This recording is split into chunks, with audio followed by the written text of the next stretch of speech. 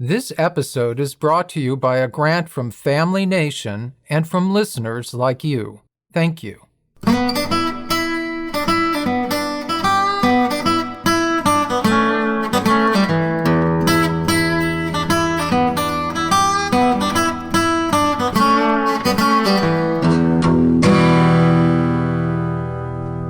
I'm Julian G. Simmons, and this is Our Gen Pod. Welcome back, everyone, and for those of you who are new to our podcast, welcome.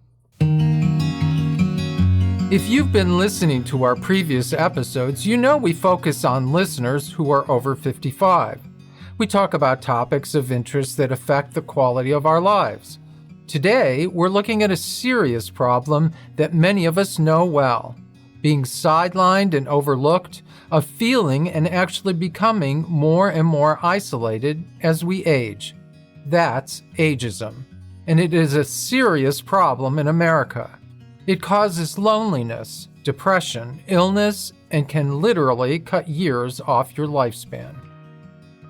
A lot of us can't afford to retire or just want to keep working, but we discover those doors to opportunity are suddenly slammed in our face. We sense it just reading the news or watching television. Ageism is constantly staring us in the face. But today's guest points out something surprising. When it comes to ageism, we can be our own worst enemy.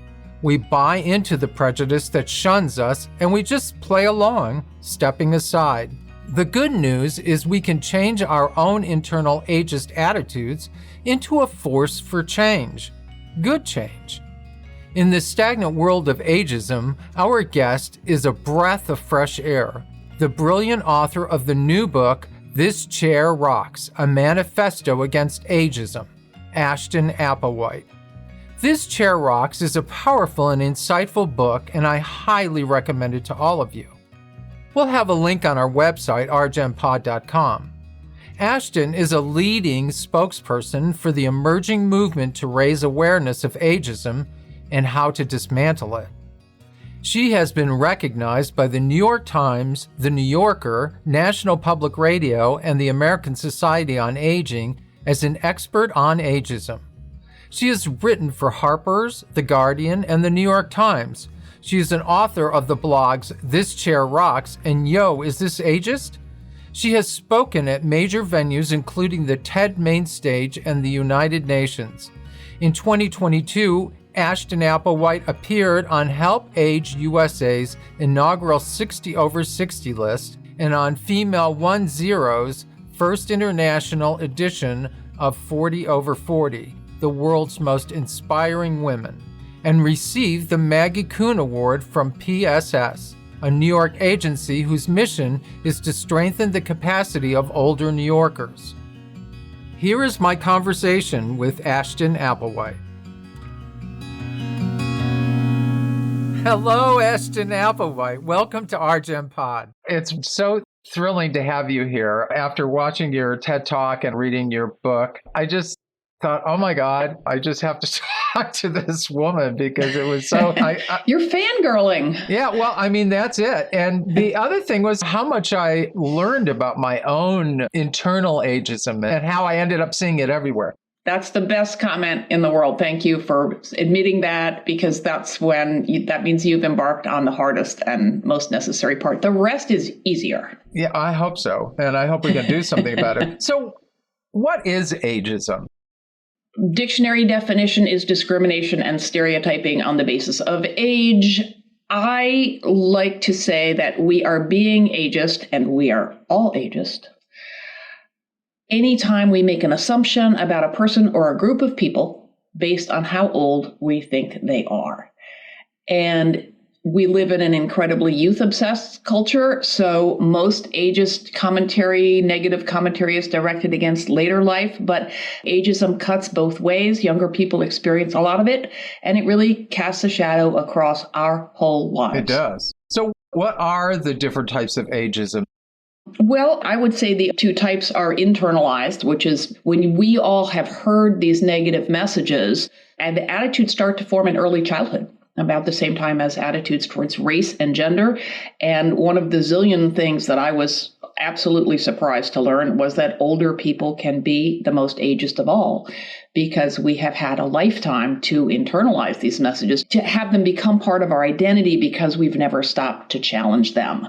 So that's internalized bias. And then there's structural bias, which is discrimination, how economic or social policies reinforce segregation or make it harder for people under or over a given age to get heard or get started. Mm-hmm. The World Health Organization launched a global campaign to combat ageism a year ago. And I like to point out it's not the World Old People Organization. They realized that the biggest obstacle to healthy lives is ageism, which is pretty amazing if you think about it. And they divide ageism into how you think, feel, and act about aging and age. Yeah, they said that it can shorten your lifespan by 7.5 years. Yeah. Is that right? Well, that is actually research by Becca Levy, whose brand new book I happen to have a copy of right here. Oh, wow. Yeah, she's an epidemiologist and psychologist at Yale. And the title is Breaking the Age Code, How Your Beliefs About Aging Determine How Long and Well You Live. And she has been studying for decades now exactly how what we think about aging affects how our minds and bodies function at the cellular level. My favorite of her findings is that she tends to frame it as a positive attitude towards aging. I like to think of it as a fact rather than fear-based attitude, because I don't want it to sound like you put some happy gloss or ignore the scary stuff, right? Which is real. But people with this more realistic, nuanced understanding of aging, who don't equate aging with decline and despair, are less likely to get Alzheimer's, even if they have the gene that predisposes us to the disease.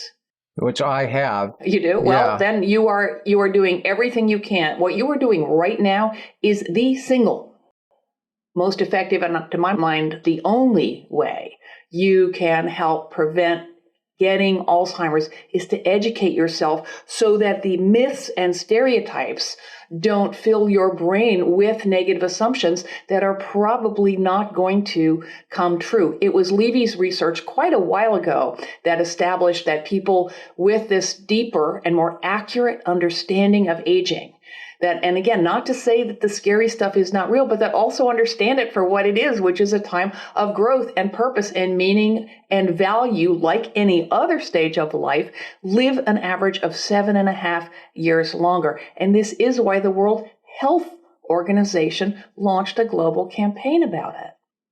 It's kind of for me personally, it feels like a balancing act, like I have to keep myself in check all the time. Like I have a very youthful spirit, and I don't know if that's ageist to say that even. Well, what do you mean by youthful spirit? How would you describe what you're feeling without using the word youthful? I'll give you a perfect example. Years ago, there was a Reverend George Regas at All Saints Episcopal Church in Pasadena, and he was known as a real progressive minister. And I used to love his sermons because he just had this way of reaching out to you like he's talking to you personally, which is a real gift, I think, with a preacher. But one Sunday he was saying, I woke up this morning and I went into the bathroom and I looked in the mirror and I went, oh my God, who is that 64-year-old person? I'm only 16. And to me, it was like, there is this thing about the soul, maybe not 16, but that's ageless, that doesn't necessarily reflect how you might look physically in your years. I mean, it's something I've thought about, and one of my favorite passages in the book is about the word ageless. And I am, on this, as on many things, way less doctrinaire than I used to be, because I don't love the word, because you see it so often with good reason on cosmetics, and because, anti-aging, it'll make you ageless. And I know this word won't catch on, but I say, how about ageful? Because we are the sum of all our years. Our years are what make us us. Right? You are the sum of all these experiences. Why strip away the most precious thing we have acquired, which is all these experiences? So I don't love ageless, but someone was at a reading and she called me out and she said, I think the spirit is ageless. So far be it from me to argue with her or you on that. But the word you used was youthful. And I think that it is an ageist tendency to use youth to mean insert good thing and old. So I feel so old. Yeah, what that really means is I feel useless. I feel ugly. I feel sexless. I feel inept. All things we can feel at any age. Yeah. So your youthful spirit, you do have like a boyish way about you, I can see. But I think what you really mean is you have energy, you have appetite, you are curious. And absolutely. is probably how you were when you were 12 and how you're going to be at 112. I also think that for years I was in public relations and advertising, and I think that a lot of the words like ageless have been abused by commercial advertising in a way that they have twisted the meanings to mean something that maybe it originally wasn't meant in its definition.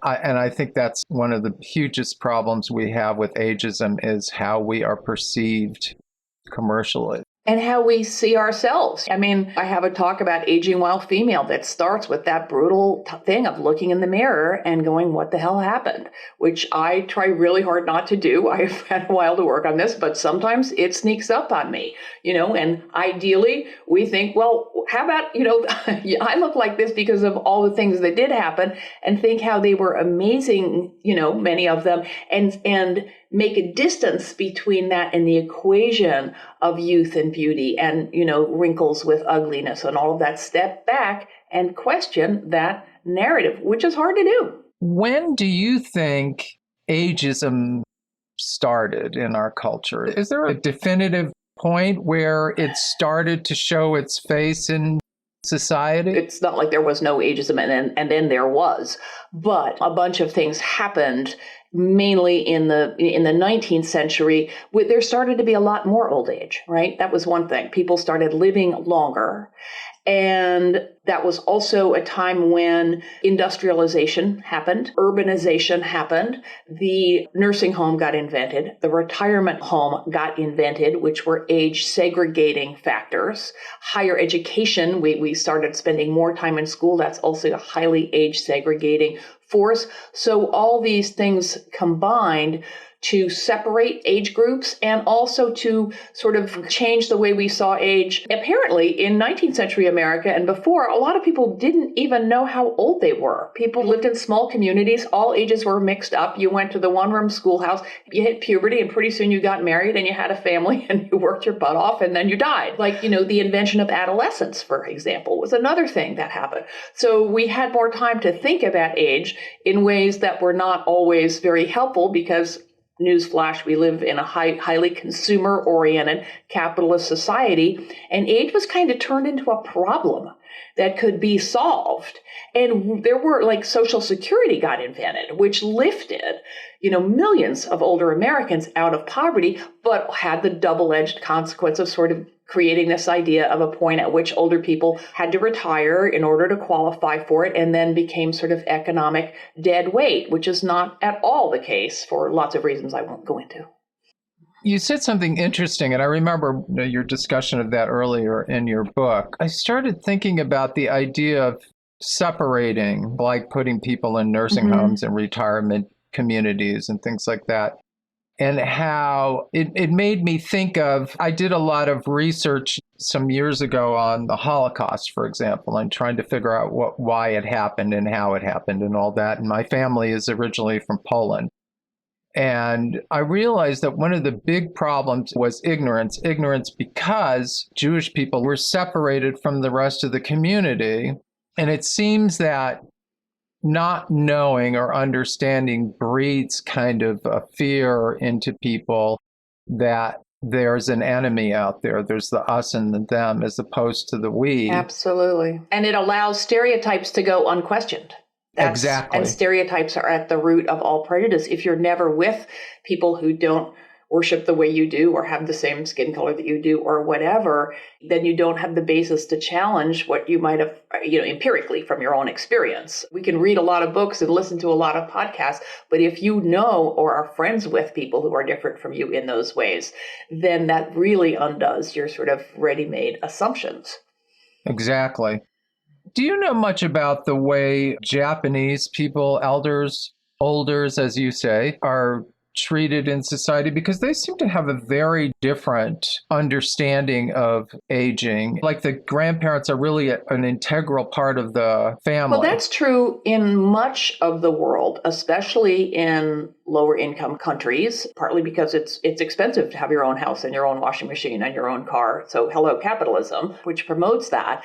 Indigenous cultures here in the US are multi-generational. Many Hispanic communities tend to have more than one generation living under the same roof. And there is an enormous percentage, I don't have a number, but of people who go into aging services or who are less ageist in their own heads because they grew up with their grandparents in the household or their grandchildren in the household. Even just making a friend significantly older or younger than you is an anti-ageist act.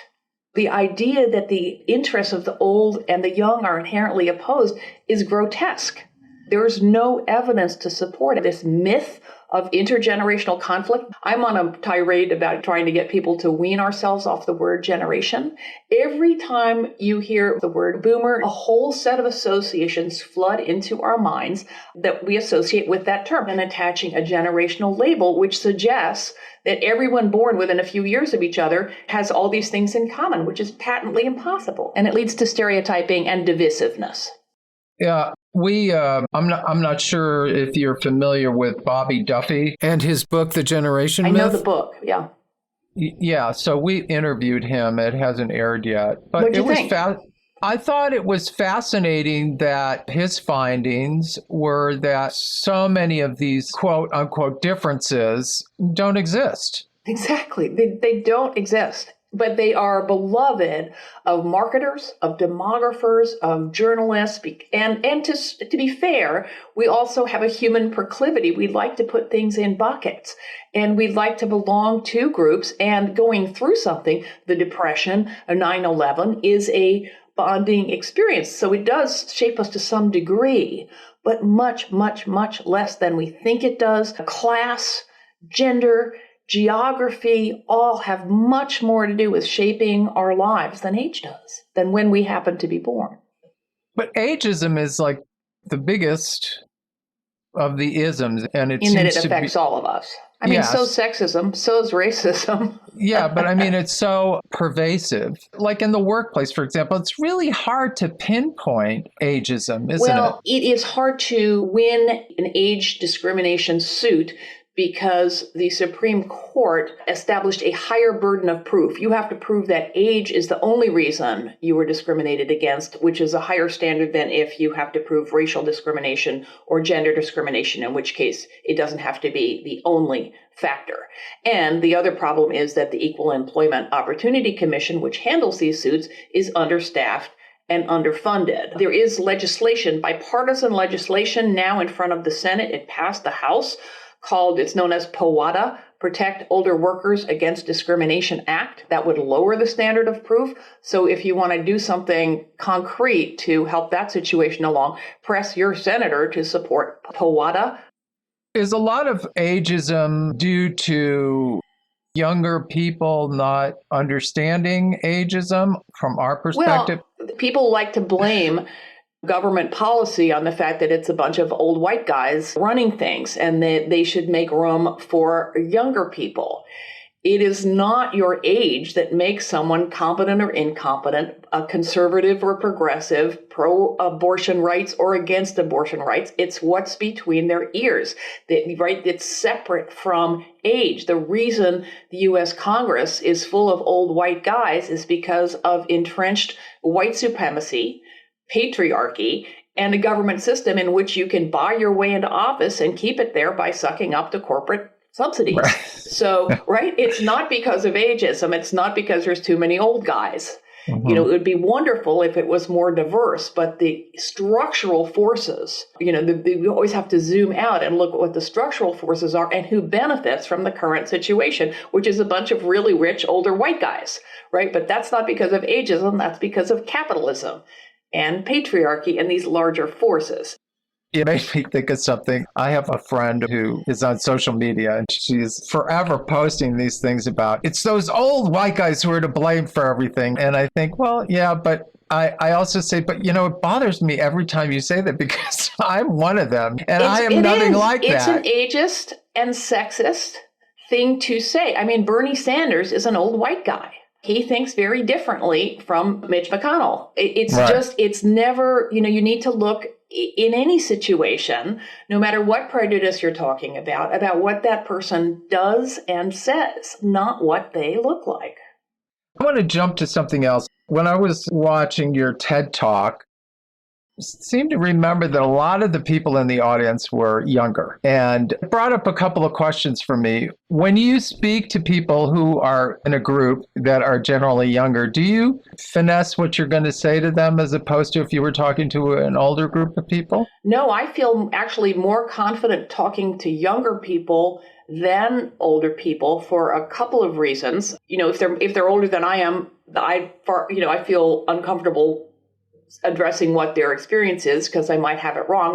And because I feel so strongly that the earlier in life you get the memo that our fears of aging are so out of proportion to reality, that their fears are bad for us.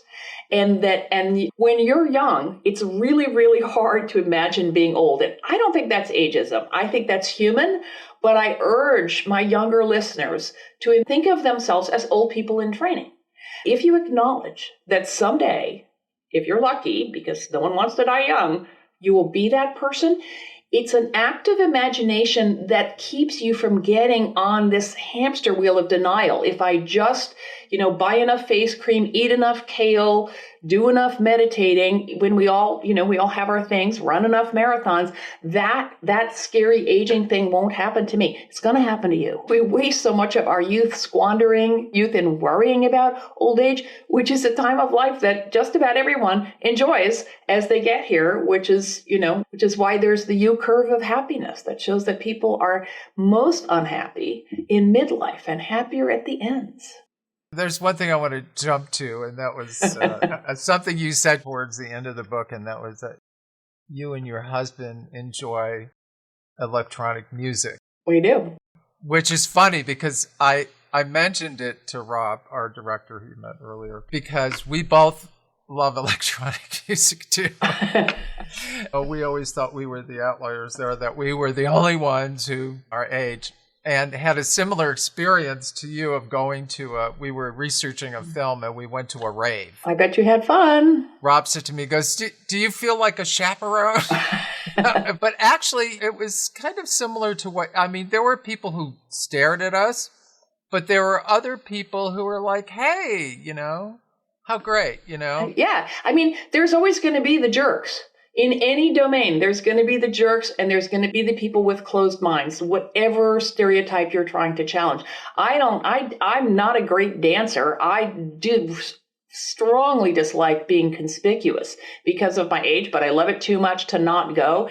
And for the few people who are rolling their eyeballs, most of the people aren't paying any attention at all. And some people think it's really cool, which is kind of creepy also because I don't want to be fetishized. But most of the people who look at us go, it's this little maybe cognitive dissonance like, oh, gee, they're so much older than most of the other people here. But it doesn't take long for the thought to follow up like, well, it would be cool if I don't have to give this up just because I have kids or just because I get wrinkles. What it made me realize is how many people there may be out there who really would like to go do that. No kidding. And it's their own internal ageism. No kidding. That prevents them from going. That they say, oh, I'm too old. Exactly. I'm too this, and they don't end up doing the things that they really enjoy. It does take some courage. You do have to say, I'm gonna show up even if, or I'm going to go to the hip restaurant or whatever the thing is. But that is incrementally how we change the culture. It's one of the ways. And I don't advocate, doing something because you think it'll make you quote unquote look young or seem young, because it won't. And you won't feel good. You won't feel authentic. But if it's something you want to do, it's never your age that keeps you from doing it. It might be your internalized bias. You might be too lazy. You might be too smart. You might be whatever, but it's not about age. It's about attitude. It's about privilege. It's about access, a million other things, but not age. So do you think that, the pandemic aside, do you think that social media prevents or enhances a person's understanding of ageism and accepting where they are? I think it depends on who you're following on Instagram or who you're tweeting from, or who you're, I'm not particularly technically adept, God knows, but in order to do the thing in life that I decided I wanted to do at this point, I needed to become, establish a social media presence. And I have found a Twitter I like a lot. It's text-based. I'm a writer. But for example, in the pandemic, there was so much linking of ageism and ableism. Remember, the virus was only, that's in quotes, going to kill old and sick people. And I started learning a lot about disability activism and justice, and following disability Twitter, where it was an immediate access to the inner life, whatever they chose to share, of an enormous disabled community. And that gave me access. Black TikTok, Black Twitter. It is a way to educate ourselves about people who are different from ourselves. I'm sure I live in my little progressive bubble on social media, just as other people live in other kinds of bubbles. So I think the challenge is to diversify your feed and listen to people who don't just reinforce what you think you already know. It's a valuable tool. It also can be really toxic. Yeah, unfortunately. This episode is part of our The State of Civility in America series. How do you think we are uncivil in an ageist way? How does that show itself? I think it shows itself the same way we are uncivil towards other people, people who are fatter or darker or thinner or whiter, or in that I think these are scary times. In scary times, we look for scapegoats. We become afraid, and fear makes us stupid and brings out the worst in all of us. And so we fall into this us versus them thinking. And I think it's a function of the times at large. And I think the target of our incivility depends on the situation and what you're worried about and who you're feeling protective of, rather than having particularly to do with age. Age is the least examined of all the social prejudices, and we can't challenge bias unless we're aware of it. So I think part of the reason there's a lot of ageism is that it has not been brought to the fore. We already know that racism and sexism and homophobia reinforce each other. Let's add ageism to that list. We're not starting from scratch here.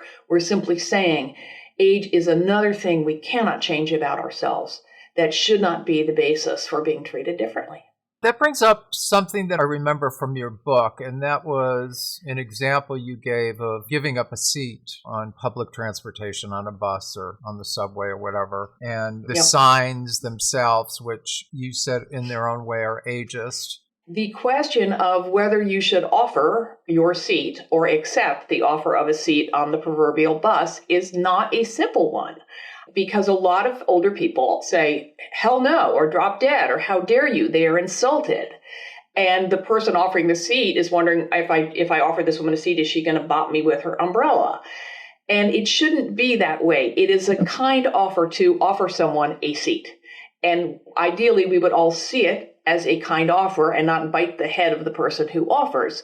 The offering person should offer it in a way that the person can decline. But underneath that is, why do we decline? We decline because of our internalized ageism and ableism that says I must, which is true, I must look old enough or wobbly enough to possibly need that seat.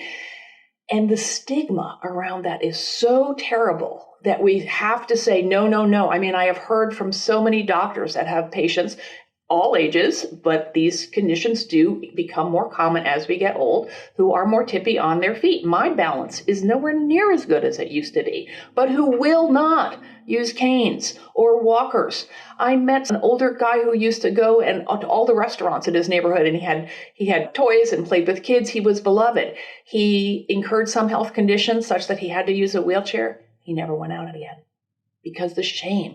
So what we need to work at is look at the stigma and see that there is no shame in using a wheelchair. There is no shame in saying, thank you, I would love this seat, right? Because it doesn't mean we're lesser, and it's a kind offer. Or say, thanks for offering, but I don't need that seat. You stay comfy. There was one other point that stuck in my head about that public transportation story, which is it should just be that if somebody needs a seat and you can tell they need it, give them the seat. Or if you guess, it could be a pregnant woman. Right. It could be a young person with a disability. The problem with some of the subway ads is that the typical depiction of an older person is someone hunched over. And it should be, please give this seat to like a sad sack, decrepit old person. It should say, please give this seat to anyone you think might be able to use it, which is just what you said. But likewise, the person doing the offering needs to respect the answer. People who are unsteady on their pins or who are sight impaired do not like it when someone comes up and grabs their elbow. Ask and respect the answer. Listen and respect the answer, whatever it is. I have something else I wanted to add to what you were just saying, and that was about that internal ageism thing about not wanting to use the wheelchair because of how it might look. That's internalized ableism. Ableism, okay. We conflate the two. When we are worried about loss of physical or mental capacity, it's not about age. Plenty of people are born unable to walk, right? Or unable to see. Yeah. But we conflate the two. And then what happens is the fear is so great that it compounds the stigma. I may be old, but at least I'm not in a wheelchair. I may be in a wheelchair, but at least I'm not old. So you have double stigma. Instead of looking at the ways that these two communities can learn from each other. I mean, think what we olders could learn from the disability community, which is fierce and kick-ass and celebrates interdependence and says, my disability is part of who I am. It's not something I'm ashamed of. So think what we could learn from them about adapting to impairment. And, they could learn a thing or two from us. There was something that came up for me when you were talking about the wheelchair, and it was about learned helplessness. Mm-hmm. And it reminded me of a dear friend who is now 98, but many years ago, when she was still very ambulatory, walking around, and we were dancing, doing all kinds of things. And so was her husband. They were very active. She went to the doctor. I remember this so specifically. She went to the doctor, and the doctor said, well, you have osteoporosis, and you have to be really careful when you walk. Well, there was this overnight switch in her behavior where she was afraid to go up and down stairs because of what this doctor told her. And more than once, she said to me, well, my doctor said. And I said, but you're able to walk. So why are you doing this yourself? I mean, it's complicated. She should use the railing. I had a shoulder replacement this fall, and the doctor said, use the railing. And I use the railing now. I use it when I go down in the subways. I'm not going to prove that I don't need to use the railing, but it is important also. So it's a dance. There's so much resistance to appearing incapacitated in any way that people shun railings or they go in the other direction like your friend. I think of my partner's parents who were both mobility impaired. Bill shattered his ankle when the plane he was piloting was shot down over occupied Belgium, and Ruth had polio. And they moved with difficulty, but by God, they would get around their apartment. They had all sorts of stuff to lean on and make their egg salad sandwich and get to the table and get back and clean it up. And towards the very end of their lives, they did get home health assistants who made the egg salad for them. And once they didn't have to heave themselves around to stand at the counter and clean the plates and all of that, the medical term, I think, is decompensated. their bodies stopped functioning as well because they didn't have to go do it. That's why you see in these Anatolian villages, these people who look like they're a million years old, who are all bent over and whatever, but they got to get up to the hillside to get the goats, or for all I know, to get their whatever it is. But you get around if you need to get around. All right. Yeah, it made me think of the medical profession. You talked about the lack of geriatricians and how the view is often to correct the problem when the problem happens as opposed to preventing the problem from ever happening in the first place.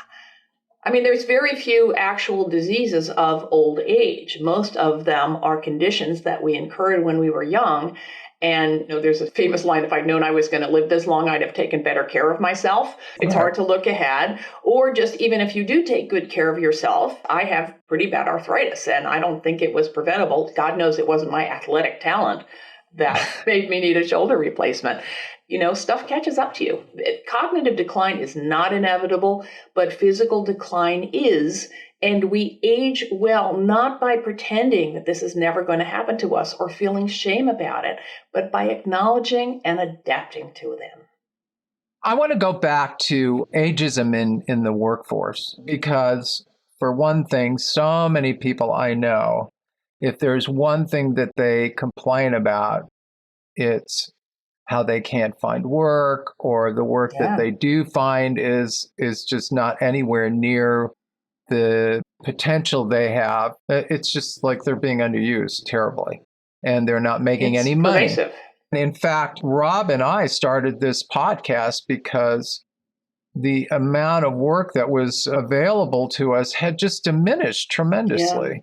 And it's all age related, especially here in Hollywood, which is a big problem. I believe you live in the global epicenter of ageism. Oh my God, it's worse horrible. For women, and it's worse for women of color, of course. And if you're disabled, forget it. You were talking about the whole thing with actresses like Maggie Gyllenhaal. She was in her mid-30s, and she was rejected as the lover of a man in his late 50s as too old. But she called that out on Twitter and said, this is disgusting. And that takes courage, and I really admire that.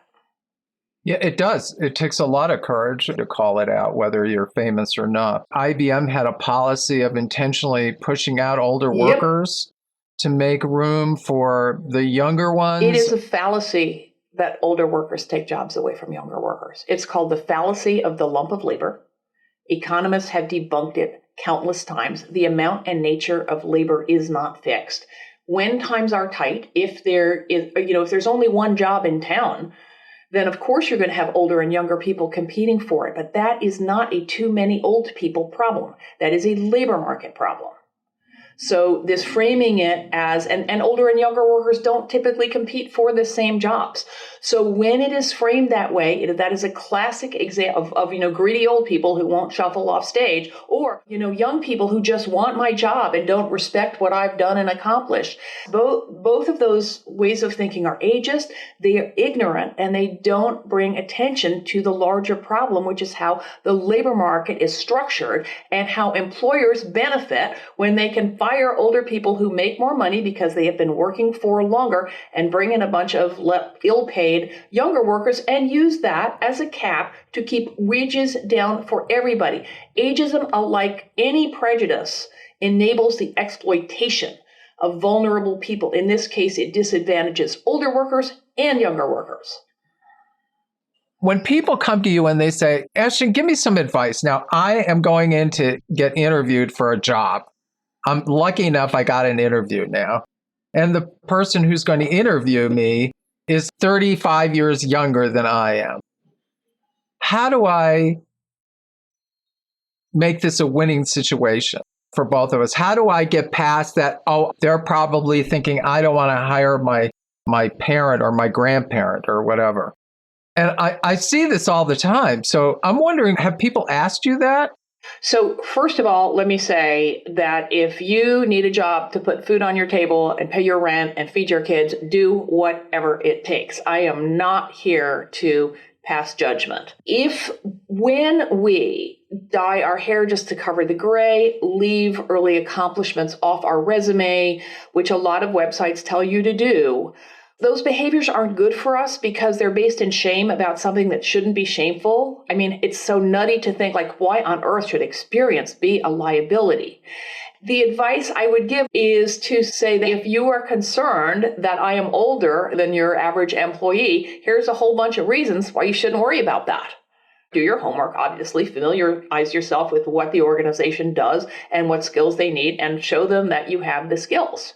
I have been helping companies manage software transitions since I entered the labor force in 1975. So please don't imagine that I don't know what I'm doing when it comes to digital technology. I don't mind having a younger manager. I saw something in the undergraduate law journal where you were quoted about the winning combination of experience and freshness, meaning the experience of the older employee and the freshness of the younger employee, that the combination of the two. We know this, and not just age diverse, but racially diverse backgrounds, diverse genders, all of that. What I want people like you to do is, when diversity and inclusion are being talked about, say, is age part of it? Do you teach people about age equity? And if age is missing, ask why, because there is no good reason for it. I get heart-rending messages from people, and it sounds like you do too, Julian, who have sent out hundreds of resumes, who don't get a single callback, or if they do, the interview is over the minute they walk in the door or turn on their camera, which is heartbreaking and disgusting. So, but we're not going to change that without addressing ageism in the culture by challenging the very notion. And I think to say age is a criterion for diversity is not exactly earth-shattering. It's blindingly obvious. And as if we keep saying it, I think it's 8% of corporations include age diversity as part of their DEI initiatives. Let me just add for our listeners that DEI stands for diversity, equity, and inclusion, which is supposed to promote the fair treatment and full participation of all people, especially in the workplace, who have historically been underrepresented. And as you say, ageism is pretty much ignored. It's absurd. It's grotesque. There seems to be this perception by younger people that older people don't care about creativity. I think there's a perception that older people maybe aren't creative. I mean, it's not being 60 years old that makes you not creative. It's being in the same job, doing the same dumb things for 30 years. Older people aren't trained. They aren't offered trainings. They aren't offered the opportunities that go automatically to younger workers. So if you are being overlooked and not being trained and have a rote job, you are indeed not going to be prepared for challenges, and you're going to be bored out of your mind. And none of that fosters creativity. There's tons of research about how the brain remains plastic until we die, that we can continue to learn new things, that we can tap into creativity in all kinds of interesting ways. The older brain is better at some things than it was when we were younger. Not at everything, but when you have older and younger people on the team, you have complementary skills. And if you have a diverse employee base, you're going to address the needs of a diverse client base better. It's intuitively obvious. Going back to incivility or civility, there seems to be a systemic impatience with older people. Just like simple things like older people crossing the street, older people maybe taking more time to answer a question, not meaning that they don't know the answer, but they're just taking a little time to think about it. Yeah, there's that whole theory that we're just sifting through more data and coming up with a arguably better answer than someone who has less to draw on. And that's a mixture of both internal ageism and structural ageism that you were talking about. Or something even broader, a sort of decline of manners in general, or kindness, speeding up of things. Well, do you see that in society? I see both. I live in New York City, which is a tough town. But boy, if someone falls or something like that, they are surrounded immediately by 5 people, only one of whom is looking to steal their wallet. Just kidding. I mean, I just see people right away coming up and saying, "Are you lost? Can I help you?" Most people are kind. The problem is that it only takes one rupture of the fabric of trust for its fragility to be revealed. And this is what's so disturbing about the United States splitting into 2 completely different nations where kindness and civility seem in short supply.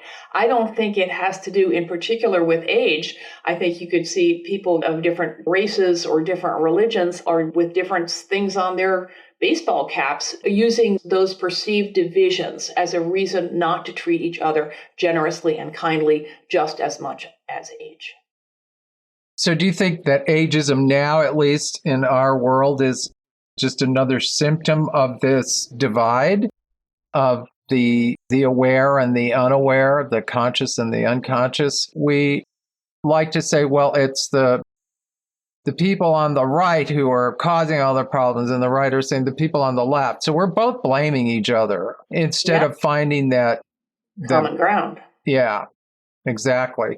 You talked about in 2015, spending by people 50 plus amounted to $5.6 trillion, and that added about 7.6 trillion to the GDP and a lot of jobs. Supported a lot of jobs. There's new data, all sorts of new data. I mean, the longevity economy. So how do we, as elders, how do we use that as ammunition to make change? Well, I think we boycott. The boycott is a powerful tool. I mean, if a company has ageist advertising, don't buy their products, and use letters to the editor, which really work, or letters to the head of the company, or social media posts to call that stuff out. We have enormous power as consumers. So how do we educate ourselves, though, to recognize that Here's a really good litmus test. If the same comment was being made on the basis of race or sex, would it pass muster? If that was a person with a disability in that situation, or a Black person, would those comments get passed without a shrug? And if not, then it's ageist. I have a blog called Yo, Is This Ageist? And I created it because ageism is a new idea to many of us, and we can't challenge bias unless we're aware of it. So, spend some time on Yo, Is This Ageist? For some questions about how people have encountered or wonder whether they've encountered ageism in the world, and what I recommend doing about it if we don't call it out, which does take courage and needs to be done in a neutral way, because if you just put someone on the defensive, they're just going to think you're a jerk, you've lost them. But a really good all-purpose rejoinder to a comment that you think might be ageist. Now, are you retired? For example, what do you mean by that? Mm-hmm. And just let it sit there. Young lady, I really dislike being called young lady, because all it does is call attention to the fact that I'm not young. I didn't like young lady when I was a young lady. Right. So what do you mean by that? And let it sit there, because you want to force, frankly, that moment of reflection without jumping on them, without saying you shouldn't say that, which I sometimes am not so good at backing off of it. But by asking that question, we do get people to think about, well, what did they mean by that? You look great for your age. What do you mean by that? You look great for your age too. Yeah.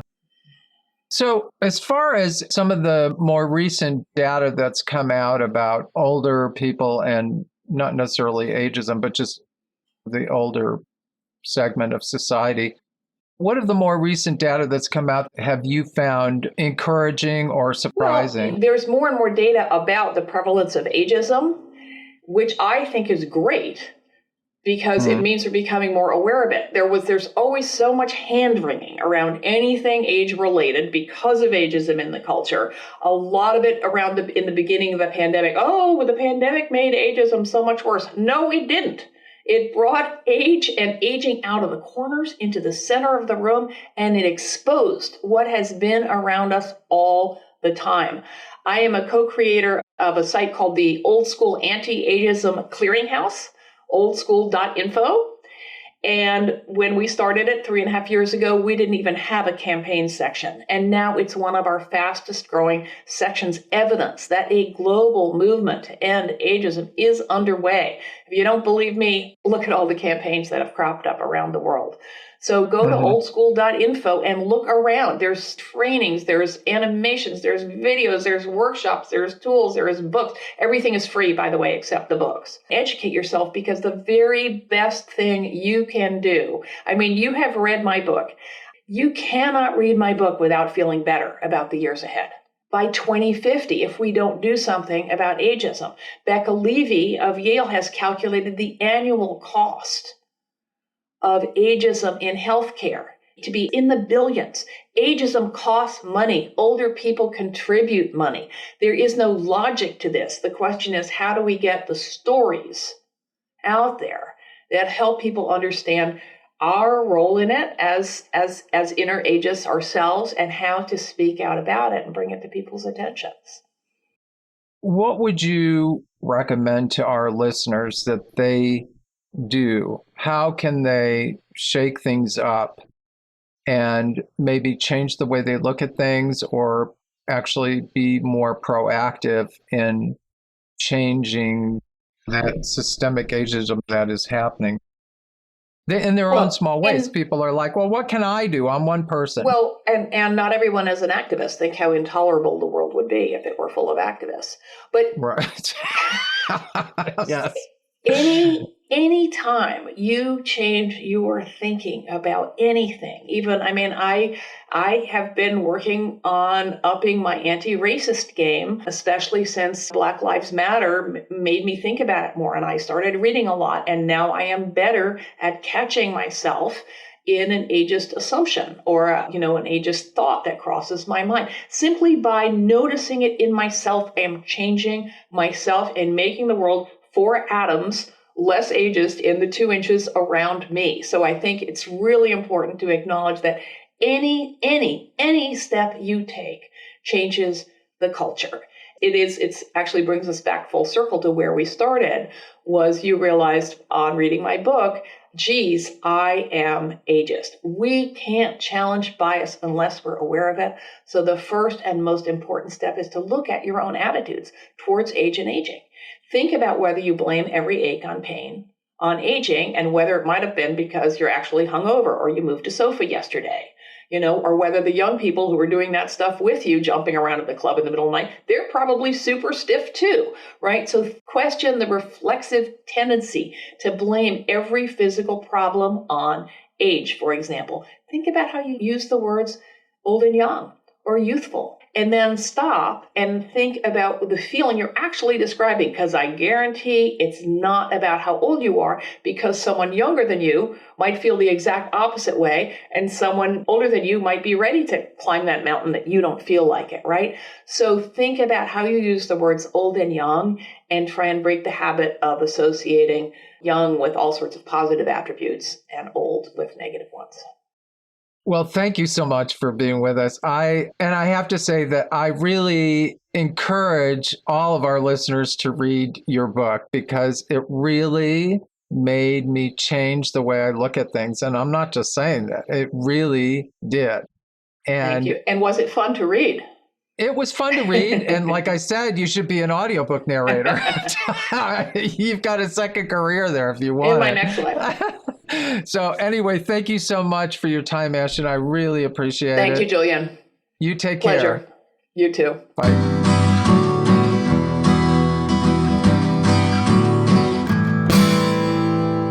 What I loved about my conversation with Ashton is it wasn't all doom and gloom. I was afraid it was going to leave me feeling helpless about ageism, but between reading her incredible book and our lively and very uplifting conversation, I felt very positive that we, individually and collectively, can harness our power to make some changes to rid our society of ageism. It's going to take some work, and it won't happen overnight, maybe not even in our lifetime, but we could certainly move the dial in a more positive direction.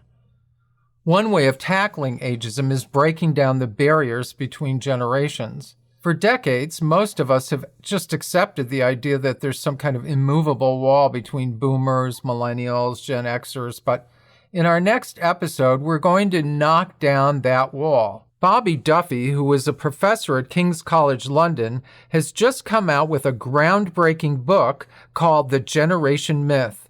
We'll learn about the fallacy of those generational divisions, and we'll discover that the key to happiness may just be in making friends of all ages. Make sure to subscribe to our newsletter to know when that episode is coming up. We're also working on the very idea of friendship. What does it mean to you? We're collecting some fascinating comments from listeners, and we want to hear from you as well. You can use the cool new app on our website to send us your comments. Just go to the comment page on ourgenpod.com and follow the instructions to join the conversation. I'm Julian G. Simmons.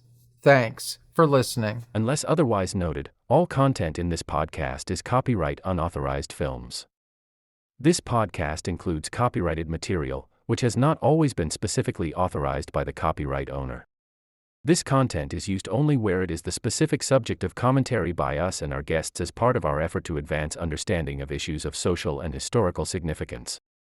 We believe that this constitutes a fair use of the material in accordance with the Fair Use section of U.S. Copyright Law Section 107, which reads, "The fair use of a copyrighted work for purposes such as criticism, comment, news reporting, teaching, scholarship, or research is not an infringement of copyright." Further information on this claim of fair use may be found on our website at ourgenpod.com.